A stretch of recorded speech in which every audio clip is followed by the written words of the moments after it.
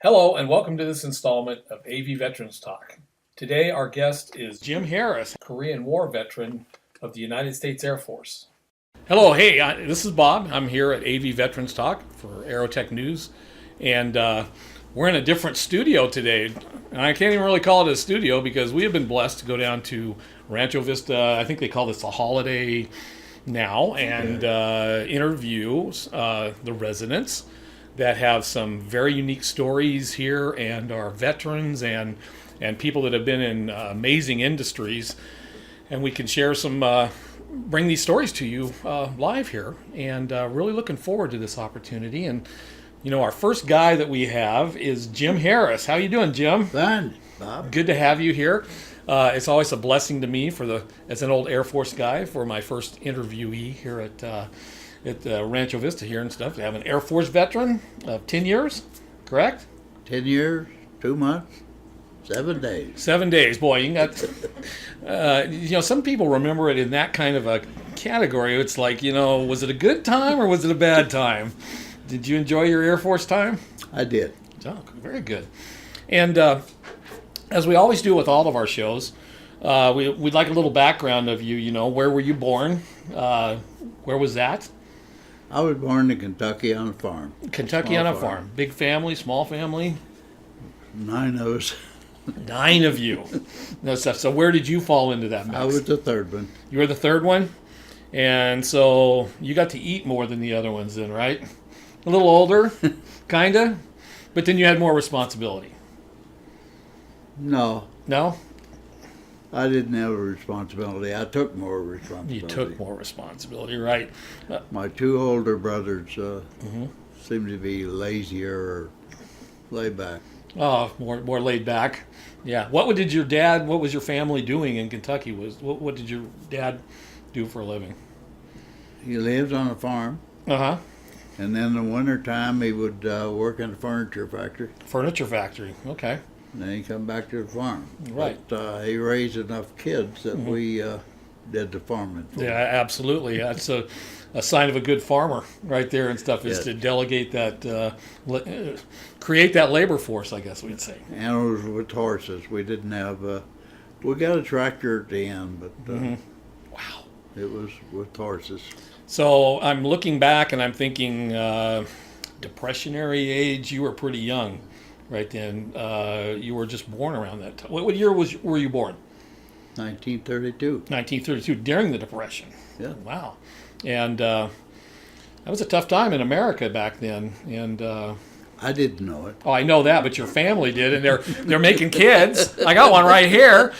So it was a tough time. But you, around World War II era, you were about 10 years old. You remember World War II as a kid? No? The only thing I remember about World War II was living on a farm. You didn't get information. We had no radio. Yep. We had no television. Yeah. And we didn't get a telephone until at the end. Wow. Yeah. And that was 7 parties on one line. 7 parties on one line. Wow. So when the phone rings, why everybody runs to the phone. Right. And then you had to sort out who everybody was, right? Who's the call for? Wow. And after you went to school back in Kentucky? Yes, 1-room schoolhouse for 6 years. 1-room school. And the same kids kind of graduated through, or did your family take up the whole classroom? No? No, farm community, they're small farms, they're not large farms. Yeah. So it's small farms, and you do a lot of share shopping. And that is using somebody else's that got a job while you did their farming. Yeah, okay. But the school was actually 2 rooms. The back room we put our lunches in. The front room was all the students. 6 grades of them. 6 grades of them. Wasn't many of them. So you had multiple classes in the one classroom, though, because you had yeah. 2nd, 3rd, 4th, 5th graders all. I loved it. Yeah. I'll tell you the truth. I got in the front row so as I could hear what the other students was talking about. Right. Yeah.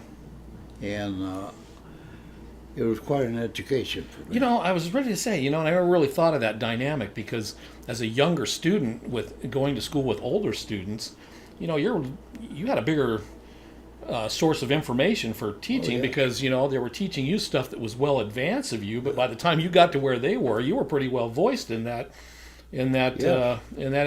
information. So, see, my class was by Blackie and McCad and reading, and that's basically what we had. Yeah, we had a chalkboard across that wall that he could write things on. But, I would sit there and listen to all sixth grade. Right. And they talk about different things. Absolutely, yeah. So I learned a lot. Oh, of course you did. Yeah, that's a good education when you put it that way. Other students didn't want to know. Yeah, right. And I noticed that. Yeah. So, well, at least you were absorbing it though. You wanted to learn it. Absolutely, and I don't know why. I keep asking myself, why'd you do it? Why'd you do it? Yeah. Yeah. Wow. But I just did it. Yeah. Was it the same teacher for how many years? Was it the same teacher? No, we had 3 teachers in the 6 years. 6 years. Yeah. Okay. All right. So we're going to take our first break here. When we come back, we'll talk a little bit of the teen years and the transition from home to military service. Okay. Okay. So when we come back here, we'll be right back here with Jim Harris, a United States Air Force veteran. Okay. Thank you for joining us for this installment of AV Veterans Talk here at Aerotech News.